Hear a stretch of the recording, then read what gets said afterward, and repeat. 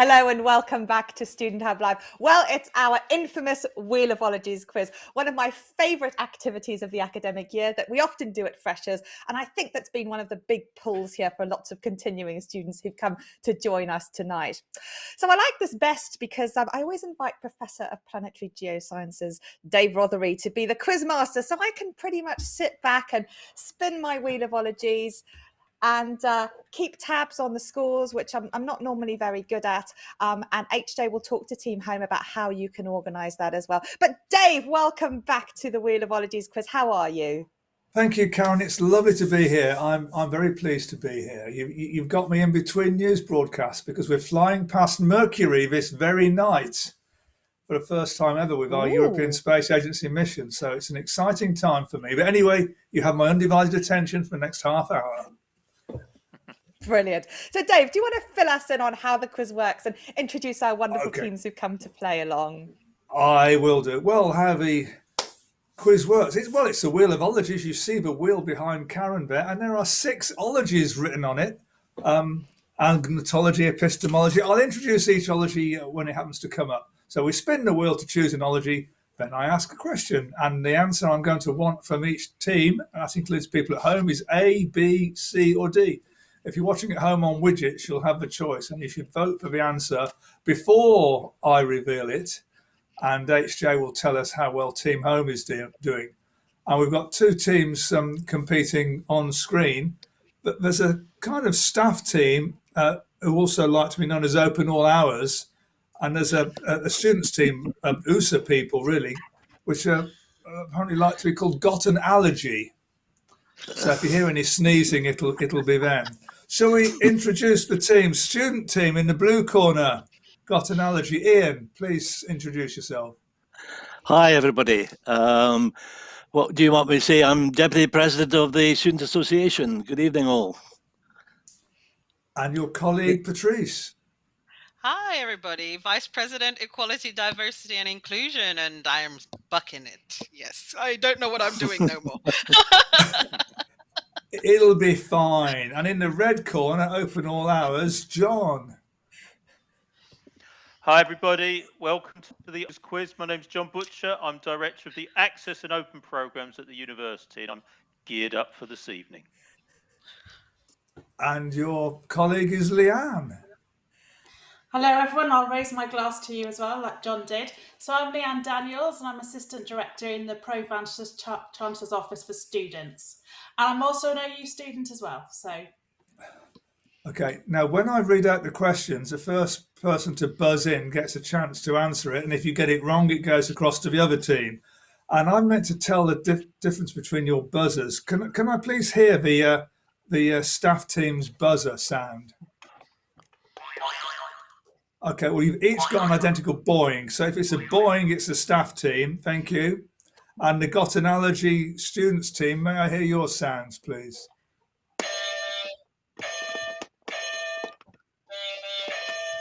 All right, so we've got a honk and we've got a bell. So if it's a boing, it's for staff, or a honk or a bell, it's for students. And please bear with me if I can't work out who's gone in first.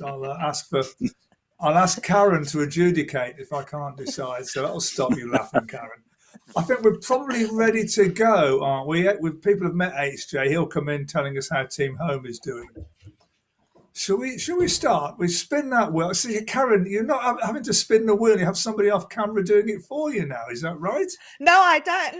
No. I'm going to do it all myself, Dave. All myself. By the power of your mind. Spin that wheel then, Karen. Yeah. That's good. Right. And no job we'll just let it stop. Ooh. And what? And it's blue, which is epistemology. So one of our favourites. Epistemology, as I'm sure you all know at home, is the study of knowledge. So, fingers on buzzers, your first epistemological question. What is Shakespeare's shortest play? Is it A, Hamlet? Is it B, Macbeth? Is it C, The Tempest? Or is it D, The Comedy of Errors? That was a honk. So that was a honk. That's the students. So hold up whatever letter you think it is. This is a student. guess. I think it's an A for Hamlet. Well done for going in first, but you're wrong. So what do the Open All Hours team think it is? Are you happy with that D that's being waved there, okay, D, the comedy of errors? That's correct. So that is a point to Open All Hours. Comedy of Errors has got 1,787 lines. Macbeth is Shakespeare's shortest tragedy. I have no information on Hamlet, but I think that's quite long, isn't it? HJ, how did Team Home do? Did they go for D, Comedy of Errors? We did go for D, Comedy of Errors, and at Team Home, we've got very good teamwork here. We know our research skills are excellent, so we're relying on past research skills, not current research skills, to get these questions right. But I was having a bit of a think about this, and in actual fact, we're all at home, so maybe we need to think of a better name for the team for everyone in the chat. But we'll work that out as we go along, but I'm sure we can count that as a point for us. Good point. Absolutely. Okay. Lots of thinking to do at home there. So, and lots of questions to get through tonight, Dave. Okay, well, so let's telekinetically spin that wheel again, Karen. Concentrate hard and make it spin. Well done. Thank you. I'm doing ever so well tonight. Must be the it's wine. landing Oh, on it's pantology.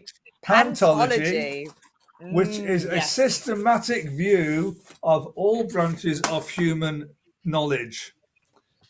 So what country... Oh dear, the grammar's wrong here. To what country is the kiwi fruit native? Is it A, China? Is it B, Chile? Is it C, New Zealand? Or is it D, USA? That was a Boeing, which is Open All Hours. So what's the Open All Hours? C, New Zealand. Well, you fell into the perfectly laid trap there. The kiwi fruit is not from New Zealand. So I'll pass it over to Got an Allergy. Patrice, do you know? I don't know. I'm going to make an informed guess. What do you think, Ian? Go on, Patrice. You can confer, but don't take too long. Was Shall I go United? A? Was that not China? You think A is China? Is that what you want to go for, Patrice? What was think B? So. B was Chile. D was USA. And I'm going to have to hurry you now. Okay, Ian, what do you think? I'll let you go first, Patrice. Yeah, we go China. We'll just go China. China. Well done. Yes, a point to Got an Allergy. Yeah. The kiwi fruit used to be Brilliant. known So as 1 point to the blue team. Yeah, used to be known as the Chinese gooseberry before the name kiwi fruit caught yes. on. And so, how did Team Home do with that, HJ? Well, Nicola, Andrea, and Peter were straight in there with China. The majority of us, including myself, thought it was New Zealand at first as well. But as we're working as a team, I think you know we should still get a point, surely. They didn't change their mind when I said no. You fell into the trap. It's not New Zealand, did they? Ooh. I think you're almost on the verge of being honest there. Well, it's 1-1 in the we're very honest studio on our anyway. team. Yeah. Spin the wheel again. Oh, ninjology. Excellent. I love the ninjology. Ninjology, which is the study of ninjas. It's random questions, basically. In the White House, where is the Oval Office located? Is it A, in the North Wing? Is it B, in the South Wing? Is it C, in the East Wing? Or is it D, in the West Wing? That was a Boeing, so that's Open All Hours. I saw John twitching. Was D, you think the West Wing? Is that because you watched the series on television and you think that's the answer? I think that's the answer because I watched it on television. Yeah, it is the right answer. Well done. The Oval Office is in the West Wing of the White House. Did they know that at home, HJ? It seems either we got a lot of politics students or a lot of cinephiles, but a lot of us thought West Wing, and that was the most popular answer for Team Home. Soon to be another name. Okay, so what's the score now, Karen? Is it 2-1 or 3-1? I've lost track already. Oh, hang on. Red got another point, so that's 2 to red and 1 to the blue team, as 2-1. as we can Still see close. imminently here, which I'm doing myself. Okay, well, can somebody spin the wheel for you at the same time? Yeah, Can you I'll just do that. multitask? It's yeah, 3-2? Oh, yes. Okay, I'll fair get enough. I'll believe. Anyway, right, we're on pantology again. Pantology. Okay, your second pantological question, study of all knowledge. Which country has the most renewable freshwater resources? Is it A, Canada? Is it B, USA? Is it C, Russia? Or is it D, Brazil? The most renewable. That was a honk, wasn't it? So that's got an allergy. Who honked? Patrice, was it you? Yes, it was me. Trying to find all my things. B was Russia, wasn't it? No. Sorry. Ah, Are you able to? Okay, so then it's C, Russia. The I think answer C, is Russia. A, B, C, or D. You think C, Russia? C is Yeah. Russia, but it's the wrong answer. Oh, So we'll darn pass it. that over to open all hours. A, Canada. No, you're both wrong. Ah, So, sort of thinking. HJ, what do Team Home think the answer is? So our most popular answer was A, Canada, followed Well, by that's no D, point to Brazil, Team. and No C, point to Russia. Team Home then. Team Oh, Home dear. did not get a point. You had Maybe 2 of them next time. eliminated and still couldn't get it right. The correct answer is Brazil. I guess it's got the Amazon, hasn't it? In fact, Canada, USA, Russia, and Brazil are the top 4 countries in ascending order. So Brazil first, Russia second, USA third, Canada fourth. Well, learn and live, they say at the Open University, don't they? Spin that wheel again, please, Karen. And we'll have another question. So our next question is yellow etymology. Etymology, which is the study of words. Oh, blimey, I meant to practice this one. Hippopoto monstros equipedaliophobia is fear of what? A, bicycles, B, hippos, C, long words, or D, fireworks. It's hippopotamon. Okay, that was a boing. Thank you for boinging to save me reading it again. What is the answer? Long words.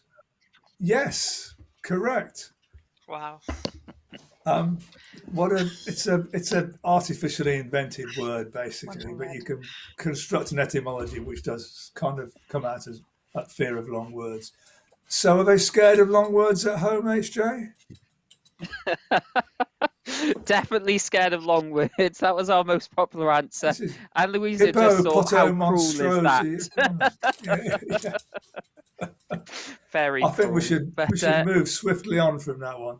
Oh, yes. Yes, and I think you did very well, Dave. And they always say, never make fun of people who can't say something out loud because they learnt it by reading. And I really like that whole idea myself as someone who often does these things. So let's have another question. Agnotology. Agnotology, study of ignorance.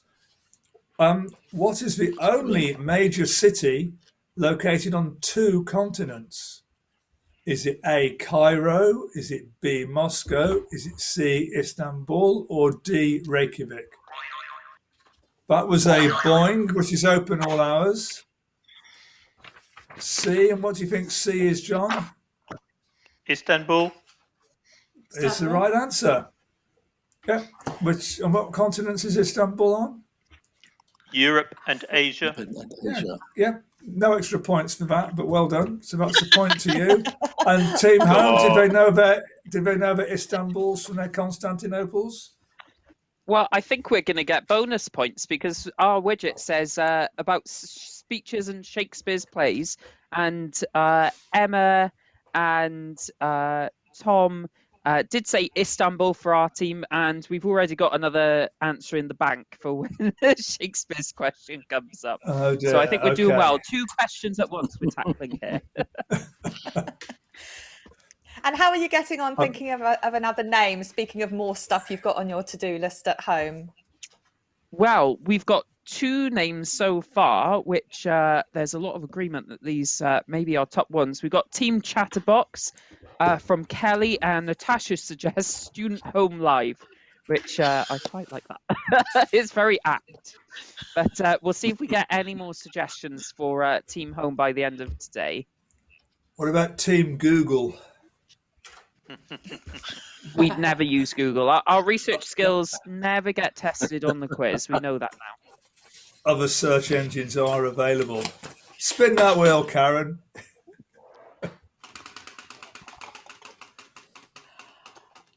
Ooh. So we're back to epistemology, Dave. Epistemology. What is the 10th decimal of pi?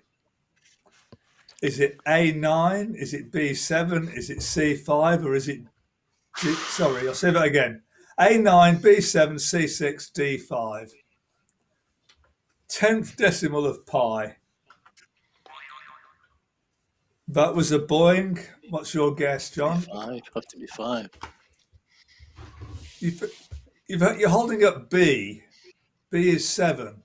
7, yeah. No, it's not 7.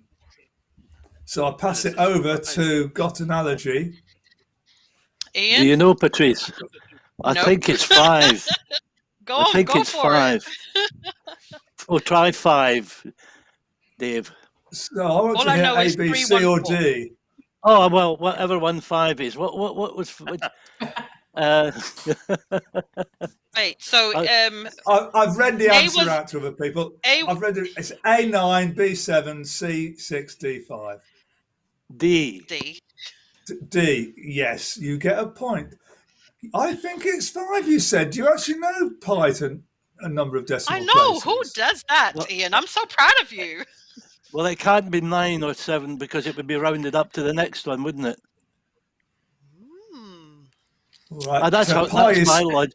That could be totally nonsense, but that All was right. my logic. You've got a point. Pi is 3.14159. I could have got that far. 3.14159, 26535. There you are. 89793. And it goes on. Oh, But we haven't good. got time to. I read only them know all. the 314. the answer was right. The logic was rubbish, but Take the point. Did they Well- guess right at home, HJ? Well, Andrew knew it to 9 places, so it was just out, but still impressive in my books. Louisa, Rochelle, Sarah, Catherine, and Bethany did well to get it for Team Home. Bethany learnt pi to 14 digits a few years ago. That's how she knew that one. So either they're math students or have very good memories, but either way, I'm extremely impressed because I had no idea. Well done, Team Home. Karen, how's the score standing? Is that correct? Is it very exciting? Well, Look at that. it is quite exciting, and I've kind of taken a bit of a holistic and arbitrary approach to the scores. It sort of seems a bit equal. And anyway, Dave, I know you're going to change the scoring imminently anyway, so it doesn't really matter. But I think both teams are doing fairly well at home. And I hear there's a song that can help people remember the words of pi, if there is. But I also must compliment you, Patrice, on that lovely emoticon I think I saw you holding up. So have you got some stuff at home to show how you're feeling?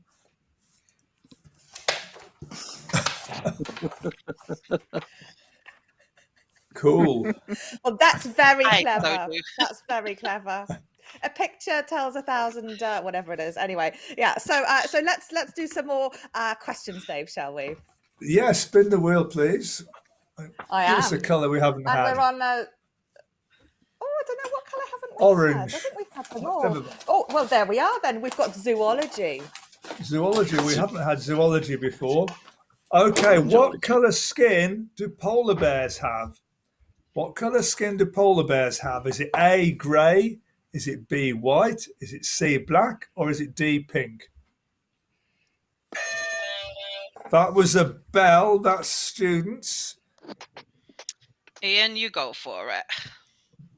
You I thought think pink polar as well. bears have pink skin? That is incorrect. So we pass it over to open all hours. And you think, is C black? That's correct. So that's the point to open all hours. It says here that the black skin helps polar bears absorb heat to keep warm. I would have thought it would help them radiate heat, actually, since there's not much ambient heat in their environment. But anyway, they do have black skin, same colour as their noses. It's a black body, yes. Yeah. HJ, are they feeling smug about polar bears at home? Oh, definitely very strong on that answer. Tom, Tracy, Helen, Karina, Sarah, Karen, Chica, Rose, Tracy, Philip, and Holly were straight in on that one. So it seems we do know our polar bears, probably from watching all the fantastic documentaries about them. They're just amazing creatures. Yeah, but they look white. we know our polar bear skins. You never see a shaved polar bear on a David Attenborough programme. So how do you know they're black? That's a different programme that we've been watching. Okay. Oh, well. Please spin the wheel before we dwell on shaved polar bears too much. Yes, too much. Indeed. Right. We have etymology, our yellow option. Etymology, study of words. Vodka is the diminutive of the Russian word for what? Is it A, alcohol, B, water, C, wine, or D, fire? That was a Boeing, so that is that's open all hours. Yeah. You can come back later, Patrice. That was a Boeing, wasn't it? It was a Boeing. No, the staff team. I'm sorry, all right. It's a honk. It was a honk. Sorry, Patrice. That was you honking again. You think vodka is diminutive of water? It is indeed diminutive of water. Well done. Vodka is made up of the Russian word voda, meaning water, and the diminutive suffix ka. So vodka is little water, and that's a point to got analogy. Do they know their vodka from Smirnoff at home?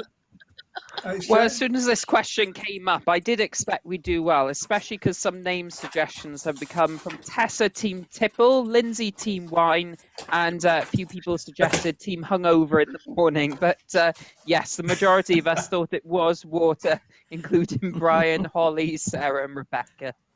Well done, Team Home. Well, what an exciting contest. 6 points all. It's a real ding-dong battle, as Bamber Gascoigne used to say.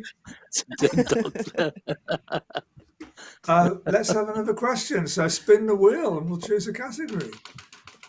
Oh, you're doing it yourself now, Karen. What happened to your assistant? They're doing the scores. I mean, I'm doing it all myself, Dave. Yeah. What's blue? Epistemology.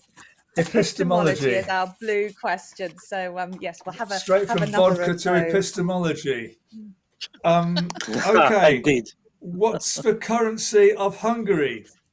Is it A, the lek, B, the euro, D, the forint, or C, the forint, or D, the kuna?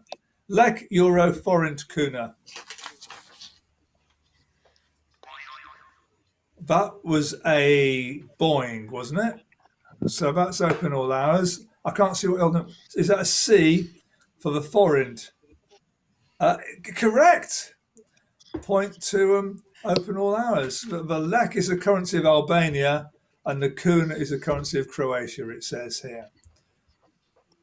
HJ, go on. Tell me how well Team Home did recognising the forint as the currency of Hungary. So according to the current voting, we reckon it's C, the forint, by 52%.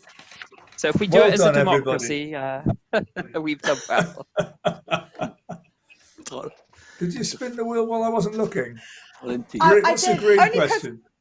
It's ninjology, Dave, and I only did it because we've only got 4 minutes left, and I know that we're quite keen to even up or not the points.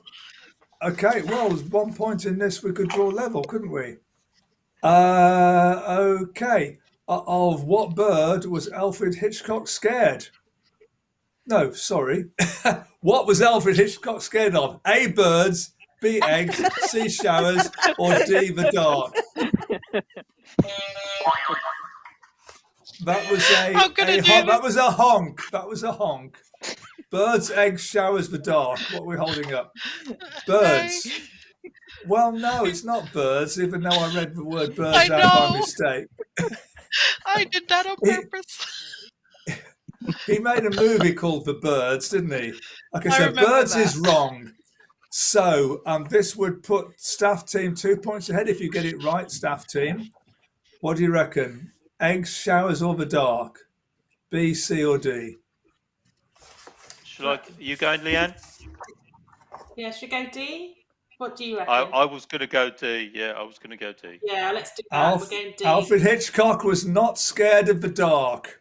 What do they think at home, HJ? Well, at home we thought we had it, and we thought it was birds as well. But Catherine reckons that it's eggs. Does she? But one member of your team. But in the democracy, she's outvoted. Yes. It was eggs. I think we're all behind Catherine on this one. Hitchcock suffered. Oh, okay, right. Bonus point for the teams in the virtual studio. What's the Latin or the Greek word for fear of eggs? Greek one. Well, you know the second half of it. You can guess that. Something phobia. Omletophobia. All right, you're spurning a bonus point. It's overphobia, the fear of eggs. Is the next question the deciding question, Karen? How long have we got? Well, I think we've got about 3 minutes left, but someone said that's a very tough question. It scrambled their brain. A lot of other people did think eggs. I think Laura and Emily did as well. So that was at least another couple. But I do agree, Dave, it's all about a democracy. We've got 2 minutes left. So, a chance for a couple of questions. And by the way, everyone at home thinks you're awesome, Dave. Everyone. That's nice to know. Well, maybe not everyone. A few people have said it. The next question's worth 3 points, by the way. That's a Pantology. Oh, no, hang on. Ninjology. Okay. Who said, after being asked to renounce the devil on their deathbed, this is no time for making new enemies? Was it A, Voltaire? Was it B, Gertrude Stein? Was it C, Oscar Wilde? Or was it D, Noel Coward? That's a Boeing. And you think it's A, John? Who was A? Voltaire. Voltaire, yeah, absolutely. And wasn't he right? No time to be making new enemies. Did they know Voltaire at home? Rebecca certainly knew Voltaire and Tom as well. But if we're being fair, the majority of us thought Oscar Wilde. And I must tip my hat to Emily, though, because she's taken one for the team and looked up shaved polar bears online. And apparently it's quite scary. What's happening to the scores? There was 3 points in it, and now it's 9-10. I know. You can't get the staff. And the next question is worth 1 point in that case, with the scores at 9-10. Spin the wheel. Right, okay. I'm never very good at the scoring. This was why I tried to delegate. That's the blue question. Epistemology again. Right. We've got 2 more questions, Dave. Time for 2 more. Time for 2 more questions. Which tax was introduced under Henry VIII in 1535? Was it A, window tax? Was it B, beard tax? I should hope not.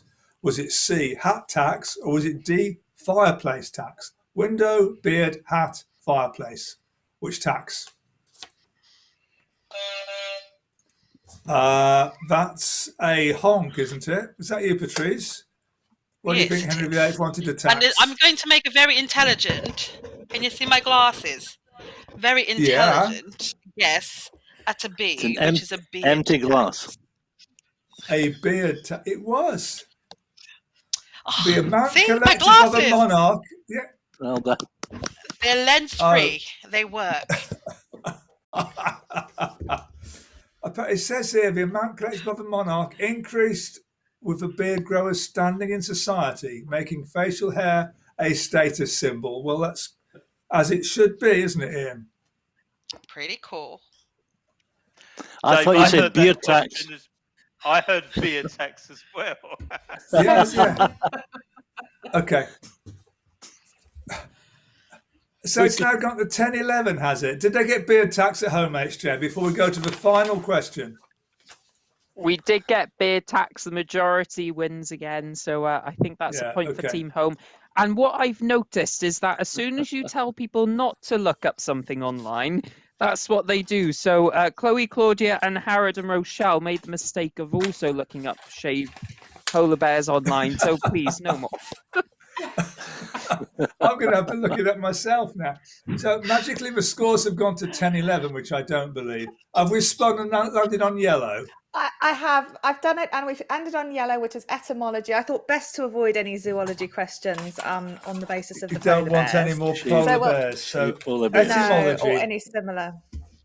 Okay, right. I've got to listen very carefully. What is a duel between 3 opponents called? Is it a trial, T-R-I-A-L? Is it a trial, T-R-I-E-L? Is it a truel, T-R-U-E-L? That's A, B, C, and D. That's A, B, and C. Or is it D, a tribble? Trial, truel, tribble.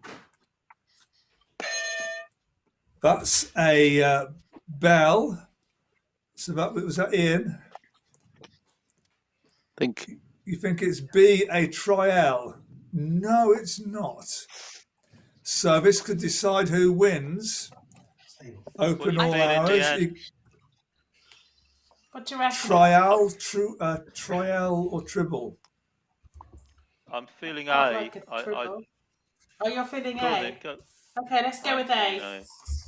Well, this Let's could be a go with disaster. You're going for A. If it's tribble, No. I'll get you. Oh, man. Oh, seriously? I bet you it's that one. Truel. It's a tribble. It is. It's not a tribble. Tribble's a little furry creatures that are born pregnant. I should have answered. I had it. The correct answer is a truel. Do I get a point for just knowing that and not really knowing it?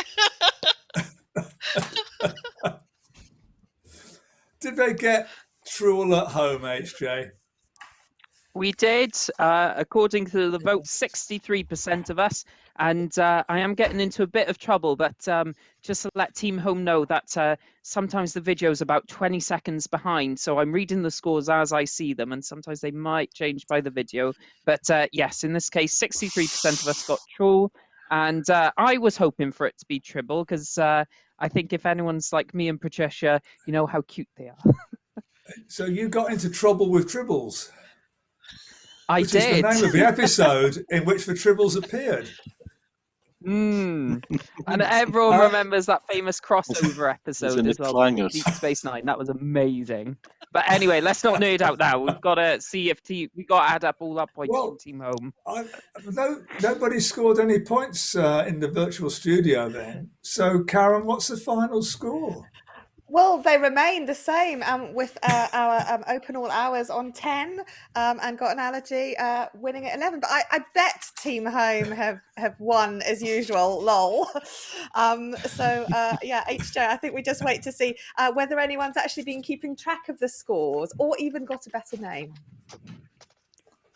That may be our downfall. Did we have to keep track of our scores? Oh, if you don't keep track of your scores, then you've obviously got less than 10. Oh, wait. No, I think we got 12. 12, yes. Yeah. Well done. Oh, look at that. We won. Oh, amazing. Well done, guys. I see what you did there. Yeah. Oh, excellent. Well done, everybody. Well done, Dave. Thank you for coming along and playing. And thank you, John and Leanne, and Patrice and Ian. That's been heaps and heaps of fun. So I hope you've all enjoyed it at home as well. It's been a really, really fantastic week. We asked you at the start of the programme what sort of stuff you were studying, which I guess is where all this fun ends. And from tomorrow, which is often the day of module start, we make a solid and earnest attempt to keep up to speed with our studies. But know that at Student Hub Live, we've got lots of support in store for you. Here's some of the stuff that you're doing. Psychology, big leader in the win, English literature, education, science. Some of you know your module code specifically, others are putting things in. And great to see some open program students as well here. John will be delighted with that. And people doing business and Shakespeare and criminology, fitness, all sorts of things. We have an event on Monday from the Faculty of Arts and Social Sciences where we'll introduce some of those key level 1 modules. And we also have an event for our Access students next week on Thursday. You're all very welcome to come to any of those. And in fact, on Monday's programme, we're ending with a look at full-time study intensity, or students who want to up or downgrade some of their credits that they're doing. So that's of interest to all students, and you're all very welcome to come along, meet other members of staff and students at those events. And we've also got lots of other events on our Student Hub Live website. There's a little monthly email where we let you know of the new events that we release. We've got them all planned, but we only advertise them shortly before so that you can reserve your ticket to those. So make sure you subscribe so that you can be up to date with what's in store for you. It's been a wonderful week. I'd like to thank everybody who's been involved in the show, of which there were many, many people, for giving up their time. We all love doing this because we love hanging out with you guys. And it's really been wonderful to see how many new connections and friends that you've all made during this week. So stay in touch, keep coming to our events. All the best for your studies. And if you've got a tutorial tomorrow, I hope that it is a lot of fun. Bye for now, everybody, and thank you for watching.